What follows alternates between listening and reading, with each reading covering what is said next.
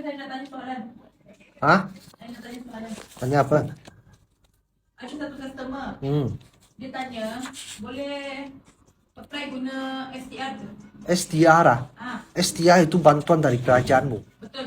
Itu 1 tahun, bukan 3 kali. 2 kali 3 kali saja. Oh, itu bukan income ah, itu bukan income dia. Kalau ini bantuan dari kerajaan memang tak ada terima lah. Sebab itu STR ke apa ni IKC ke itu memang tak ada terima lah. Itu memang bantuan kepada rakyat. Kami memang tak angkat yang tak boleh apply lah, kira tak boleh apply. Sebab itu bantuan 3 bulan, 4 bulan sekali, bukan kira income lah. Itu bukan satu income yang tiap-tiap bulan ada. So memang tak terima lah. Dia income sajalah.